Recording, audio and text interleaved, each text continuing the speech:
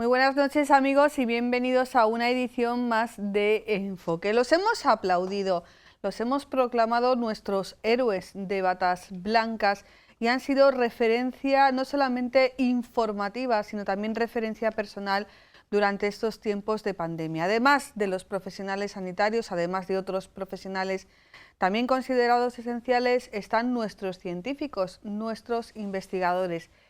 Y precisamente por esa importancia comunicativa, periodística que han tomado, pues hemos descubierto que la ciencia en España es quizás una asignatura pendiente. Así que hoy queremos dedicar el programa a este enfoque que ahora mismo comienza a hablar de la ciencia y de las condiciones de la ciencia en España. Para ello vamos a hacer una mezcla entre invitados presenciales e invitados por Zoom.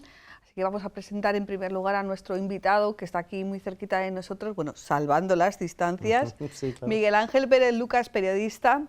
Hola. Del Hospital Nacional de Parapléjicos. Buenas noches. Buenas noches a todos. Muchísimas gracias por haberte acercado hasta nuestros estudios. Tú eres periodista, pero llevas tantos años en parapléjicos, tantos años haciendo divulgación científica, que yo creo que durante estos 2 meses puede ser nuestro perfecto termómetro para saber hasta cuánto conocíamos de la ciencia en España, en nuestro país. Bueno, sí, llevo ya bastantes años, como dices, y especialmente feliz de tratar con científicos y científicas que son unas fantásticas fuentes informativas, especialmente en el Hospital Nacional de Parapléjicos, para contar todo lo que estamos haciendo, especialmente en el ámbito de la neurociencia, y es una información muy agradecida y es una información que cada vez interesa más, la comunicación de la ciencia y de lo que hacen nuestros científicos, ¿no? Y yo creo que la sociedad española está pendiente de qué es lo que se está haciendo. Lo que pasa es que, como tantas cosas, es manifiestamente mejorable, ¿no? Pero sí que es verdad que en estos 2-3 meses de pandemia parece que la ciencia ha tomado su protagonismo en la parrilla informativa, quizás el protagonismo que debería de haber tenido siempre. Sin duda, porque es la clave de las soluciones de esta pandemia. Las soluciones solamente pueden pasar por la curación de las consecuencias de esta enfermedad, de la curación de la enfermedad, y por la vacuna. Y ambas cosas pasan indisolublemente, inequívocamente, por la ciencia, por los avances, porque un grupo de personas con sus cerebros indaguen cuál es la terapia más adecuada para vencer la enfermedad que produce COVID, o que haya una vacuna que nos preserve, y es el gran reto internacional, es decir, que la solución pasa por la ciencia necesariamente. Tú que los conoces desde hace tantos años, que tratas con ellos, que haces de intermediario entre nosotros los medios de comunicación y ellos para dar a conocer esos avances científicos, ¿crees que se han visto reconocidos en estos 2 meses del mucho trabajo que llevan haciendo? Sin duda, una de las cuestiones que creo que como sociedad hemos percibido, y ya que se trata de una pandemia global, casi diría que como civilización, ¿no?, es identificar quién es realmente importante, ¿no?, y qué ámbitos de las cosas que hacemos están sobrevaloradas, ¿no? Entonces, son importantes los científicos, claro, son importantes las personas que han retirado la basura, ¿no?, son importantes las personas que se han dedicado a la seguridad, son importantes las personas que han transportado y que han llenado las góndolas de los supermercados para que no haya desabastecimiento. Entonces, quizás no sean tan importantes los futbolistas, con todo el respeto al mundo del deporte, ¿no? Quizás están sobrevalorados, no sé, gente no sé, del arte o de la farándula o de lo que sea, que habíamos puesto, como dice tu programa, un foco especialmente amplio en eso, ¿no? Y quien de verdad importa eran y son otras personas, ¿no?, para que esto funcione. Bueno, pues precisamente a una de esas personas esenciales la tenemos con nosotros a través de pantalla, a María Eugenia González Barderas. María Eugenia, buenas noches. Hola, buenas noches, ¿qué tal? ¿Tú te has considerado esencial, importante, te has considerado reconocida por la sociedad? Bueno, yo creo que somos los grandes desconocidos de la sociedad.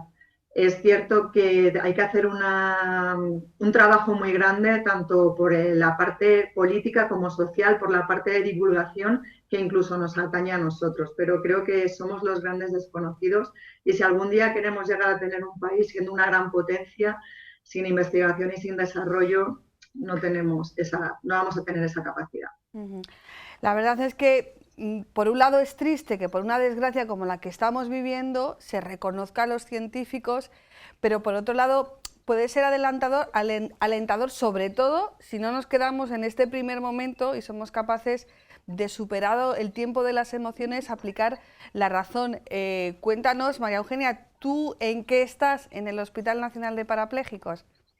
Bueno, pues yo soy la única investigadora del Hospital Nacional de Parapléjicos cuya línea de investigación principal no es la neurociencia, como ha dicho antes Miguel Ángel Pérez Lucas. Yo me dedico como línea principal a la cardiología, pero sí que es cierto que como utilizo unas herramientas muy potentes y con una gran versatilidad, estoy llevando en paralelo proyectos relacionados con la lesión medular y ahora en los últimos tiempos nos ha concedido el CSIC un proyecto de coronavirus. En los últimos tiempos te refieres ahora cuando ha habido la crisis del COVID. ¿En qué consiste ese Eso es. proyecto? Pues el proyecto lo pedimos en una convocatoria muy urgente que salió a partir del Instituto de Salud Carlos III. Entonces, formamos una red nacional de laboratorios de la que formo parte desde hace muchos años, que se llama ProteoRed, y es un consorcio en el que vamos implicados más de 22 laboratorios de toda España. Entonces, como lo pedimos a través del CSIC, el CSIC lo consideró proyecto de excelencia y nos financió de antemano el primer año. Y con ese primer año de financiación es con lo que estamos realizando la primera investigación sobre el COVID, que nos concedieron a finales de marzo, y nosotros en el Hospital de Parapléjicos estamos obteniendo resultados muy rápidos porque estamos trabajando a destajo mañana, tarde y prácticamente noches, y tenemos pensado para finales de julio intentar mandar nuestro primer trabajo. ¿Algún avance? Sí, algún avance. Pues lo que estamos haciendo es, junto con los médicos de rehabilitación, el servicio de rehabilitación, el servicio de medicina interna del Hospital Nacional de Parapléjicos, es ver cómo evolucionan los enfermos que tienen COVID y que además son lesionados medulares, ¿no? Entonces lo que estamos viendo es lo que está sucediendo, mecanismos de acción que están sucediendo dentro de ellos, buscando dianas terapéuticas.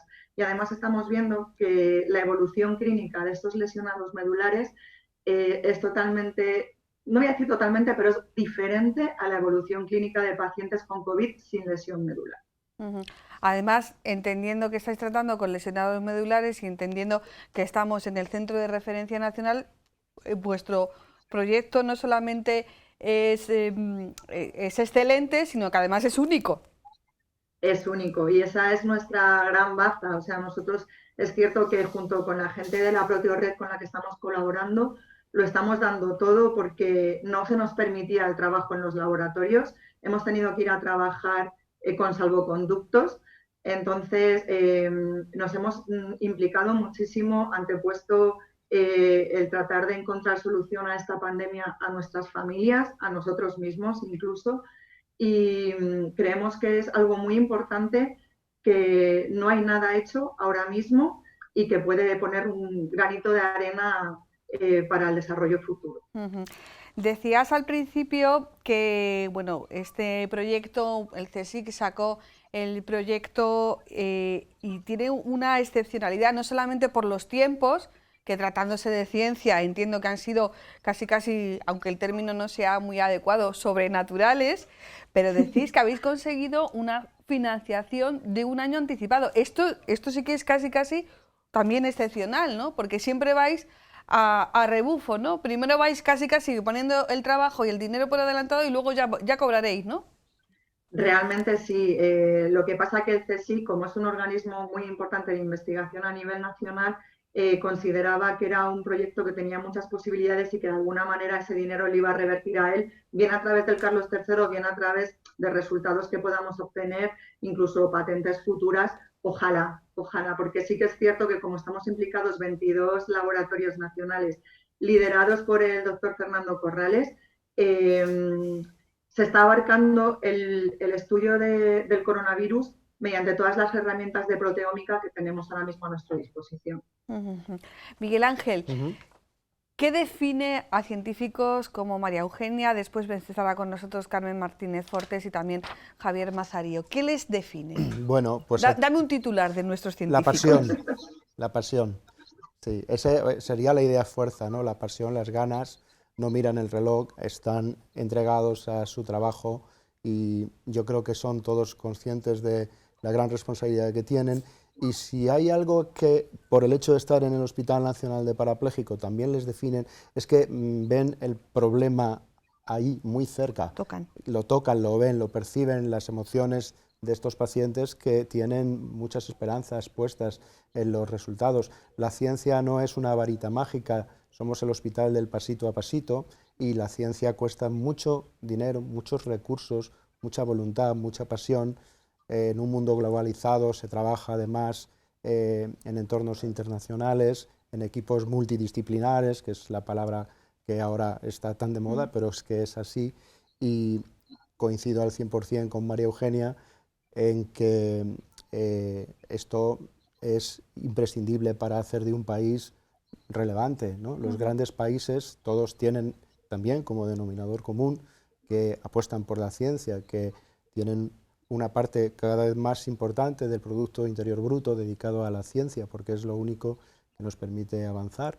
Tenemos ahora en el mundo retos, bueno, sí, los grandes retos neurocientíficos, los grandes retos de las enfermedades neurodegenerativas, los grandes retos de pandemias como esta que estamos sufriendo, pero también los grandes retos que atañen a la globalización, al deterioro del medio ambiente. Todo esto solamente se puede resolver con ciencia y con inteligencia humana, ¿no?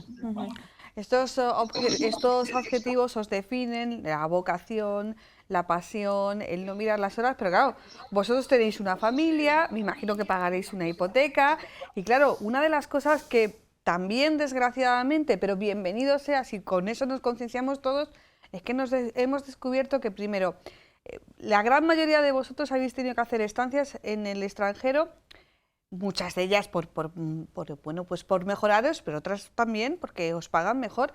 Y es que en España se paga muy mal la ciencia, y no solamente se paga mal, sino que estáis sometidos a las incertidumbres de ¿me renovarán? ¿No me renovarán un contrato? Yo me acuerdo cuando salíais a las calles con vuestras batas blancas, apenas teníais repercusión. La gente no se cree que un científico no llega a los 2.000 euros al mes. A ver, no solamente estamos mal pagados, que bueno, yo en mi caso no me puedo quejar porque yo ya estoy dirigiendo un laboratorio de investigación, sino que en mi caso, me pongo yo delante, el burro delante para que no se espante, pero en el caso de muchos predoctorales han incluso realizado su tesis sin cobrar en muchas ocasiones. Yo tenía contratos, luego me iba al paro, luego no cobraba, luego volví a tener contratos, así hasta que poco a poco te vas estabilizando. Sí que es cierto que sorprende muchísimo que hicimos un apagón en las redes sociales el pasado 17 de junio, donde queríamos poner de manifiesto que sin ciencia no hay futuro, y aunque fuimos trending topic en todas las redes, los medios de comunicación apenas lo sacaron. Sacaron que Pablo Alborán había declarado que era homosexual, que a mí también me parece un acto social muy, muy importante, pero no menos importante es que sin ciencia no hay futuro. Entonces, lamentablemente, aunque seamos trending topic, los medios de comunicación, pues porque me imagino que se deberán a otras cosas, al final tampoco nos ponen en el punto en el que debemos estar. Bueno, pues para eso también tenemos que rectificar y tenemos que hacer cada uno nuestra propia apuesta como medio de comunicación por vosotros. Como vamos a dar pasos enseguida a estos dos testimonios, una preguntita para Miguel Ángel y otra para Maru. A pesar de la frustración, a pesar de la incertidumbre, ¿tú perseveras? Yo tengo ahora mismo mi vida totalmente equilibrada con mi hija y mi marido y mi ciencia, y sin esas dos cosas yo no sería feliz. Obviamente mi hija está mucho más arriba, pero ahora estoy totalmente equilibrada y mi pasión es la ciencia y sigo reivindicando que sin ciencia no hay futuro. Y Miguel Ángel, ya hemos dicho cómo los definirías, ese titular que darías a estos científicos. ¿Y qué le pedirías a la sociedad? ¿Cuál sería la llamada de atención que le harías a la sociedad de cara a esta gente, a estos científicos e investigadores? Necesitamos escucharles más y tenerlos a ellos como referentes. Sí, bueno, la sociedad, y aquí encadeno con el tema de medios de comunicación, percibe los hechos y las realidades sociales por cómo se los cuenta los medios de comunicación. Sabemos lo que pasa en el mundo a través de los medios de comunicación. Ahora se suman, como ha hecho referencia María Eugenia, las pujantes redes sociales, por supuesto, pero todo es qué comunicar, cómo comunicar, cuándo comunicar. Yo creo que la sociedad va a aprender, como ha aprendido tantas cosas, a percibir mejor el mundo de la ciencia si los medios de comunicación, gracias a dos cosas. Primero, que los medios de comunicación tengan la sensibilidad y además la inteligencia de querer identificar estos problemas de los que hemos hablado en el mundo, la neurociencia, el cambio climático, etcétera, y saber cómo explicarlos a la sociedad, cómo vulgarizarlos, en el sentido de divulgarlos, ¿no? Y suscitar interés, ¿no? Porque hay unas técnicas de comunicación que suscitan más interés que otras, ¿no? Y también los investigadores deben pensar en cómo contar su trabajo de manera que la gente se interese por él, porque le va mucho también en ello, ¿no? Que todo el mundo conozca qué está haciendo. Hay un lenguaje enreversadísimo, complejísimo, que solamente lo sabe ese profesional, ¿no? Como en tantas otras profesiones que tienen su propio lenguaje y es inaccesible para el común de los mortales. Entonces tienen que aprender a cómo comunicar con un lenguaje accesible, que lo hagan común, ¿no? Y tienen que aprender a cómo suscitar ese interés. Y yo creo que poco a poco se van acercando las dos posturas, la de el periodista interesado por la ciencia cada vez más y el investigador cada vez más conocedor de la importancia que tiene el que se divulgue su trabajo, ¿no? Que además creo que es una forma de pagar a la sociedad que también le está financiando sus investigaciones, sus estudios. Yo creo que todo esto debemos hacerlo crecer y me gustaría, vamos, esto es una apreciación personal, una ilusión personal, que el COVID nos haya enseñado a darle más valor a lo que de verdad tiene valor, ¿no? Sí, yo creo que queremos decir que hemos aprendido muchas cosas de todo esto que nos ha pasado, pero yo creo que entre las esenciales, esas 5 primeras que podríamos decir, yo creo que una de ellas es la vulnerabilidad de la persona, que nos pensábamos intocables y hemos aprendido a que somos vulnerables, a que los planes pueden cambiar. Y yo creo que todavía más importante es que de esto no salimos solos, que necesitamos a unos de otros, a unos científicos investigando, a unos periodistas, comunicadores sabiendo traducir todo lo que vosotros sabéis hacer, y también a una sociedad que por un lado sea receptor de esos mensajes, pero también emisor en el sentido de exigir a, bueno, pues a los medios, a las administraciones, ¿no?, que quiere que se invierta en ciencia y que se informe sobre ciencia. Así que, Maru, muchísimas gracias. La próxima vez nos vemos en tu laboratorio, si te parece. Parece que se ha cortado la conexión. Miguel Ángel, también a ti muchísimas gracias por acercarte aquí a nuestros estudios. Y ahora ya vamos a escuchar el testimonio. Ese es el caso de Carmen Fernández Martos. Ella es doctora en bioquímica, biología molecular y biomedicina. Ahora mismo está trabajando en el Hospital Nacional de Parapléjicos. Carmen Fernández Martos, buenas noches. Hola, buenas noches, ¿qué tal? Bueno, estábamos comentando en este espacio que ser investigador en España es muy complicado. Yo creo que tu trayectoria puede ser un buen ejemplo de lo complicado que es para los investigadores hacer carrera científica en España. Cuéntanos cómo ha sido tu peregrinación para conseguir, bueno, estar donde estás ahora y sobre todo para sacar adelante esos proyectos de investigación tan importantes. Pues sí, la verdad que llevas toda la razón, que España tiene a nivel científico uno de los estándares más duros y restrictivos en cuanto a la progresión de la carrera científica de un investigador como en mi caso, y mi caso representa el de muchos. O sea, yo básicamente me inicié en el mundo de la investigación a través ya de la consecución de una beca predoctoral que se basaba directamente en tener un muy buen expediente académico, es decir, pues por decirlo así de manera coloquial, ser un poquillo empollón y sacar muy buenas notas. Después finalicé mi tesis doctoral y ya, bueno, pues siendo doctor, inicié mi camino como investigador postdoctoral junior, que es un periodo que dentro de los estándares académicos y científicos españoles pues puede durar, va de 0 a 5 años desde la lectura de la tesis. Y trabajé en el Hospital Nacional de Parapléjicos durante casi 6 años. Después conseguí un contrato altamente competitivo de una universidad australiana en Tasmania y me incorporé durante 3 años y medio a un centro de investigación de excelencia basado en el estudio de las demencias y otro tipo de trastornos neurológicos. Y después volví a España y me reenganché al mundo científico de la mano de los programas de retención y atracción del talento que fueron sacando cada una de las comunidades autónomas en nuestro país debido a la fuerte crisis que hizo, bueno, pues promovió la fuga de cerebros que se llamó, o que se conoce, ¿no?, a nivel así más coloquial y social, que pudo tener lugar a partir del año 2011-2012.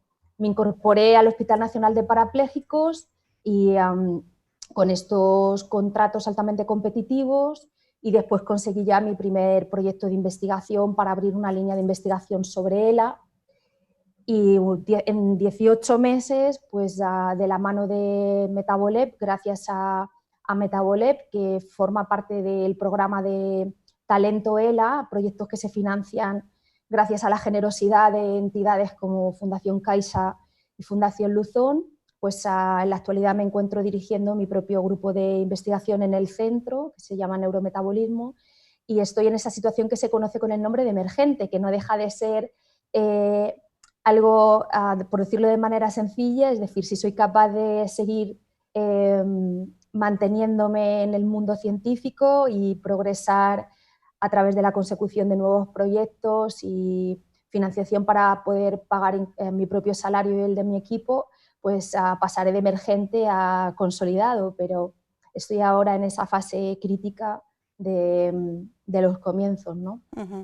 Hay algunas expresiones que podríamos matizar. Dice un contrato altamente cualificado y financiación externa. Claro, cuando oímos un contrato altamente cualificado, a lo mejor nos imaginamos un sueldo de estos que, bueno, que quitan el hipo, y sin embargo, al renglón seguido nos dices que tú en el proyecto, de ese proyecto, no solamente tienes que tener fondos para lo que es el material, para lo que es la financiación, sino que de ahí tienes que extraer tu sueldo y el sueldo de las personas que están trabajando contigo en el proyecto. O sea, que dinero poco en investigación.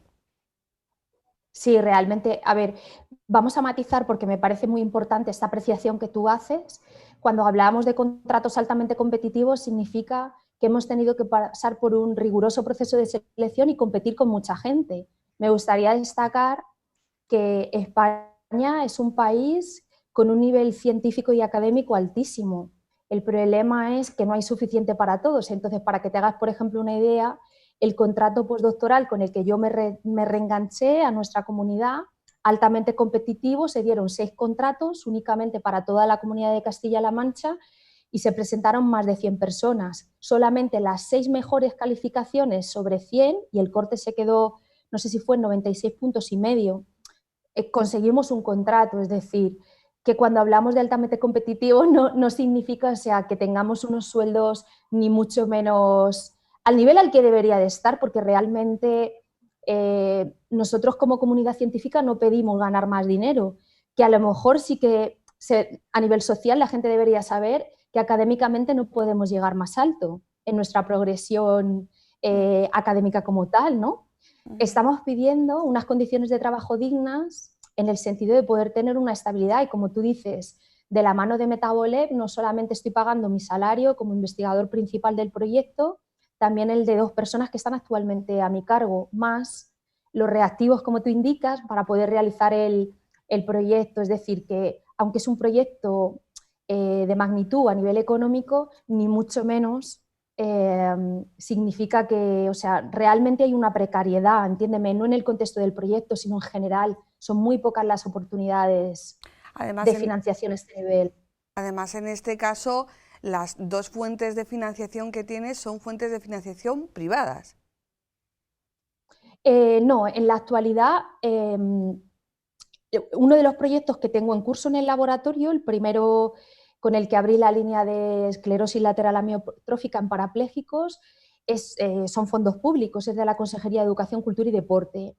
Y luego Metabolep va de la mano de Fundación Luzón y Fundación Caixa. O sea, son como conceptos, y además las características de ambos proyectos difieren significativamente. Metabolep es un proyecto con una connotación internacional, lidera un consorcio de expertos en ELA, y el proyecto de la consejería es un proyecto regional, más individual, en el que somos el seno de mi equipo y yo, de mi grupo, el que dirige esa investigación. Bueno, queda claro, por tanto, la precariedad, o sea, que tú en Australia ganabas más. Bueno, sí, a ver, las políticas científicas son totalmente diferentes. O sea, yo lo que sí que he hecho en falta es el apoyo institucional o la estabilidad que hay cuando hay talento. Es decir, más que una cuestión derivada de la diferencia salarial que existe, no lo vamos a negar, es una cuestión de cómo eres capaz de tener contratos de larga duración que te permiten progresar y hacer muchas cosas. O sea, pensemos yo, por ejemplo, en mi caso, en cuestión de 4 años, me he mudado 2 veces de país. He sido madre 2 veces. Abrí una línea de cero. Me he mudado a un nuevo espacio dentro del centro, comprar todos los equipos, buscar gente. Es decir, que en 18 meses pues no es nada fácil hacer todo este tipo de cosas. Entonces, realmente un contrato de 1 o 2 años, pues ese primer año lo pierdes entre que organizas un poco todo entra en funcionamiento, modelos nuevos de trabajo que entran al centro, formar al personal, que no lo dejemos a un lado también, o sea, no es gente que necesariamente sepa de aquello que tú trabajas, es decir, la inestabilidad que rodea la precariedad de los contratos de investigación es inmensa y además a todas las escalas, no solamente a nivel al que yo me encuentro. Carmen, hemos celebrado este pasado domingo el Día Mundial de la ELA, ha tenido afortunadamente cada vez más repercusión en los medios de comunicación, en las redes sociales, a pesar de las circunstancias en las que estamos, que parece que todo es COVID, pero todos tenemos que asumir que sin ciencia, sin investigación, un país no puede progresar. A todos nos gustaría que la vacuna contra el COVID o que la cura de la ELA fuera una realidad, y si fuera española o viniera de Toledo, mucho, mucho mejor. Danos algún avance de cómo va ese proyecto tuyo y qué puede suponer para el tratamiento de la ELA. Pues a ver, nosotros desafortunadamente del proyecto nuevo de Metabolep estábamos arrancando cuando nos ha pillado básicamente toda la pandemia. Entonces, avances en ese sentido, hasta que no lleguemos a finales de año, desafortunadamente no te puedo hacer ningún comentario porque fijaros todo lo que ha ocurrido, eso ha afectado muchísimo a la investigación en general y particularmente a nuestro trabajo que estábamos arrancando con este proyecto, pero sí, de la mano del proyecto de la consejería, a lo largo de estos casi, en septiembre hará 2 años, pues ya hemos visto resultados bastante interesantes y algunos, casi todos los objetivos que nos habíamos que nos preguntábamos, ¿no?, en relación al contexto de ese proyecto. Nosotros teníamos la duda, ¿no?, por los estudios que hay hechos en clínica, que son básicamente 2, con pacientes, ¿no?, que sabíamos que tener elevados niveles de leptina en un determinado momento de la enfermedad parecía cambiar el curso clínico, es decir, que la progresión del curso clínico del paciente en esos estudios de alguna manera era más lenta, pero no había nada más. Entonces, nosotros a través de los modelos que estamos utilizando en el laboratorio, que están asociadas a la alteración de una proteína que se llama TDP43, que es muy interesante porque son nuevos modelos que van a permitir, ¿no?, avanzar en el conocimiento de la ELA, porque mutaciones asociadas a esta proteína están presentes en el 90% de los enfermos de ELA. Como sabréis, la mayor parte de los modelos animales que tenemos en la actualidad se asocian con la connotación familiar de esta enfermedad. Cuando el 80-90% de los casos de pacientes que tienen ELA desarrollan un ELA de tipo esporádico, es decir, que tiene un origen multifactorial. Entonces, nosotros trabajamos con estos modelos y hemos podido comprobar cómo la leptina parece aumentar a medida que progresa el curso clínico de la enfermedad, es decir, son modelos que tienen un curso clínico muy, muy severo, que de alguna manera mimetiza mucho las características patológicas de esa terrible enfermedad, y hemos visto como, contrariamente un poco a lo que esperábamos, hay un aumento de los niveles de esta hormona. Y digo contrariamente porque hay un punto del curso clínico del modelo donde la caída del peso corporal y, por tanto, la pérdida de grasa y, por tanto, la reducción de los niveles de leptina marca el fin de la enfermedad.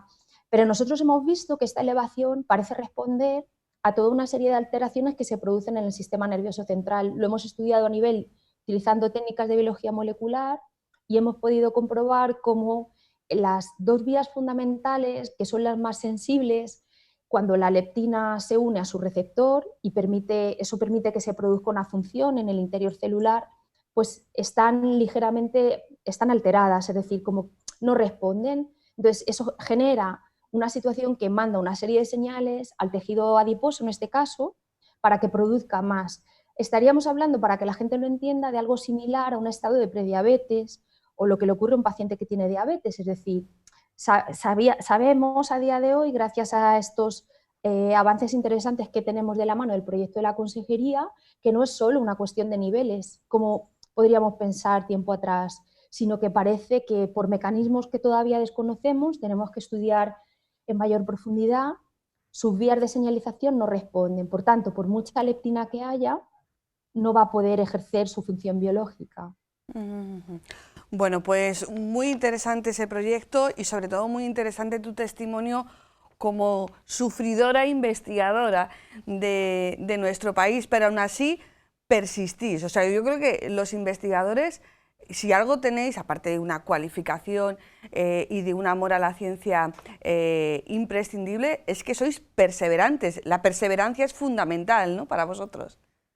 Sí, totalmente.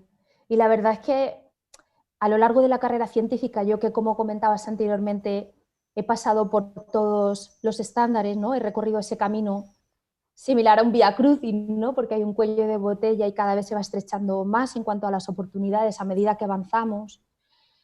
Pues realmente yo creo que en esos momentos en los que me he puesto en la tesitura de querer dejarlo, ¿no?, por agotamiento, porque psicológicamente es muy duro. Este es un trabajo que requiere de un sacrificio personal importante también. Son muchísimas las horas que estamos ahí y muchas veces en el laboratorio, y muchas veces muy frustrante, ¿no?, porque planteas una hipótesis, crees firmemente en ella y surgen cambios y son tantísimos meses de trabajo que muchas veces se sienten muchísima frustración, ¿no?, y tienes que recordarte a ti mismo por qué estás ahí y por qué peleas, ¿no? Yo lo tengo claro, he tenido la suerte de trabajar en 2 centros de investigación, como es Parapléjicos o el Wiking en Tasmania, donde he visto la realidad de los pacientes, ¿no?, que cada día me han recordado por qué yo estoy ahí, para qué.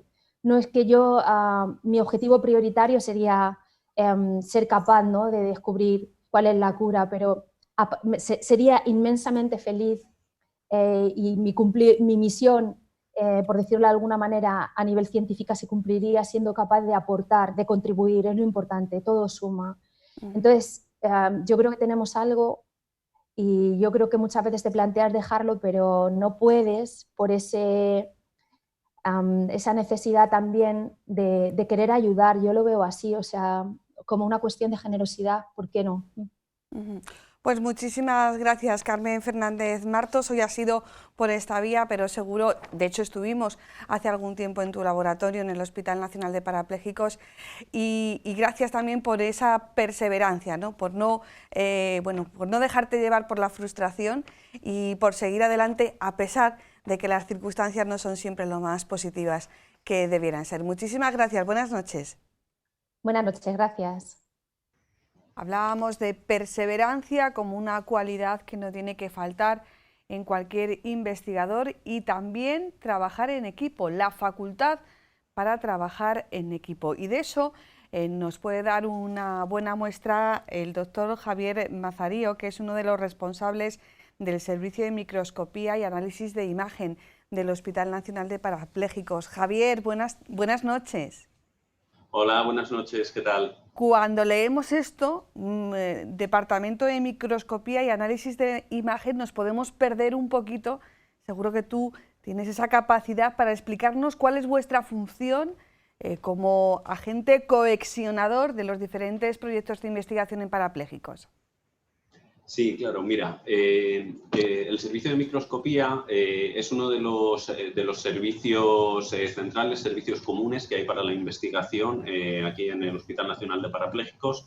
Realmente existen 5, que es animalario, resonancia magnética animal, citometría de flujo, proteómica y el nuestro. Entonces, este tipo de servicios son, lo que tenemos aquí es una serie de equipos, grandes equipos que suelen ser muy caros, demasiado caros, como para que un laboratorio pueda permitirse adquirirlos y además son equipos que requieren mucho entrenamiento en su uso. Entonces, es una forma de centralizar estos equipos, poder adquirirlo. Pues, por ejemplo, en nuestro caso tenemos ciertos microscopios que pueden costar hasta $500.000 de euros cada uno. Entonces, este tipo de equipos se compran para que todo el mundo los pueda utilizar, pero nosotros somos los encargados de su manejo, de su mantenimiento, y somos los expertos también en su uso.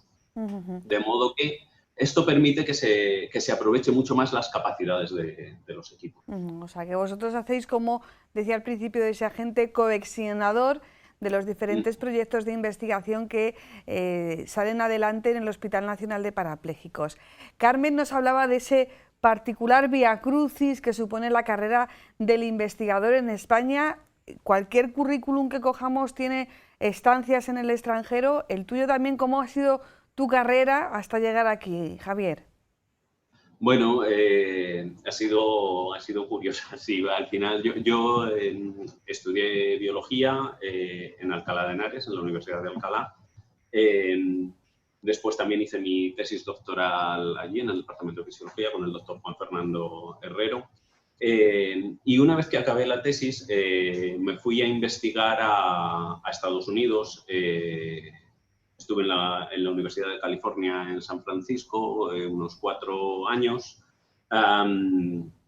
y después ya volví aquí a Parapléjicos. Empecé también en un trabajo de investigación en el laboratorio del doctor Julian Taylor y luego pasé al servicio de microscopía. Entonces, bueno, todo el periplo que tienes que seguir es bastante complicado porque siempre dependes de conseguir financiación externa. Cuando yo estaba haciendo la tesis eran las becas, ahora son contratos de investigación, pero en aquel momento eran becas de investigación que no te daban derecho a cotizar en la seguridad social ni por supuesto, a paro, ni nada de esto. Este tipo de cosas ha ido cambiando con el tiempo. Pero siempre dependías eso de si querías cobrar, tenías básicamente que encontrarte tu propio dinero. O sea que la incertidumbre también forma parte de la política científica en España. Sí, muchísimo. Realmente es muy difícil conseguir una estabilidad laboral en el campo de la investigación. Realmente vas dependiendo de que existan proyectos de contratos temporales, de este tipo de cosas, y hasta que alcanzas una edad muy avanzada cuesta trabajo conseguir la estabilización, si es que la consigues. Claro, hablamos de, por tanto, perseverancia, hablamos de esa tolerancia alta a la frustración, hablamos de incertidumbre y hablamos también de cuestiones económicas. La ciencia no está bien pagada en España. No es... Ni en lo público ni en lo privado. No es uno de los campos en los que mejor pagado esté. Una de las cosas que ocurre con los científicos es que se supone que esto es algo vocacional, algo que haces porque te interesa, porque estás enamorado, y yo sinceramente pienso que es algo imprescindible para ser un buen científico, sentir pasión por lo que estás haciendo, ¿vale? Para ser un buen investigador necesitas sentir pasión, pero eso no significa que tengas que hacerlo gratis o por lo que te quieran dar, o que muchas veces es de lo que se tiras de la pasión y de las ganas que tienes de hacer esto, y es lo que permite a mucha gente aguantar, pero no debería de ser. Bueno, estancias en Estados Unidos parece que es bueno, pues, el paraíso, ¿no? Cuando hablamos de la investigación científica, las innovaciones tecnológicas.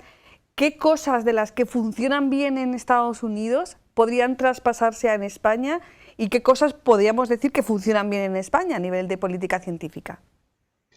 No te sabría decir, pero sí que es cierto que allí la financiación es completamente distinta. Hay muchísimo más dinero para investigación. Yo, mira, una anécdota de cuando llegué allí, yo fui allí hace mucho tiempo ya, en 2002, es cuando yo me fui a Estados Unidos. Y cuando llegué allí había un chico español que él había acabado sus estudios de bachillerato en Estados Unidos. La carrera la había hecho allí, se había quedado ya allí, se había integrado, había hecho la tesis doctoral y estaba también de postdoc, como yo en aquel momento. Y hablando de cómo estaba el tema de financiación de la investigación en España, me decía, ¿vosotros cuánto dinero tenéis para investigar? Y yo dije, mira, pues el último proyecto que teníamos, estoy hablando un poco de memoria, no recuerdo, pero creo que era algo así como, creo que eran unos 10 millones de pesetas, 10 millones de pesetas, porque claro, esto era 2002, acababa de entrar el euro, ¿vale? Unos 60.000 euros para un proyecto, no me acuerdo si eran 2 o 3 años o algo así. Y decía, madre de Dios, eso es lo que nosotros tenemos, que llega el jefe al final de un proyecto y dice, venga, que nos quedan $60.000, a ver, pensad que os compráis para gastároslo, ¿sabes? O sea, para ellos era lo que les quedaba al final del proyecto, esto que había que gastarse rápido en lo que fuera, y para nosotros era el dinero que teníamos. Ese es el tipo de diferencia. Ya digo, estoy hablando de 2002, pero yo creo que en muchos sentidos no ha cambiado. Es la diferencia que se ve en cuanto a la financiación que existe allí y aquí. Y la implicación de las administraciones públicas y de la sociedad privada yo creo que es fundamental a la hora de hablar de políticas científicas.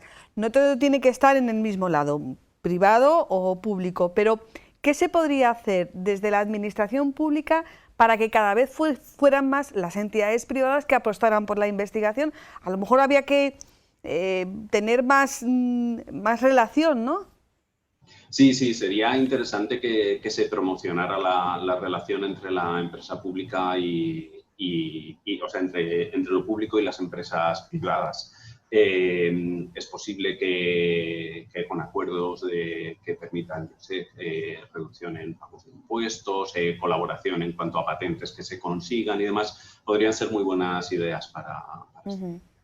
En estos 2 meses en los que se ha hablado muchísimo de ciencia en los medios de comunicación, sí que es verdad que por las circunstancias externas que hemos vivido, ¿tú qué has notado en práctica? ¿Nos hace falta una educación científica a la sociedad española en general?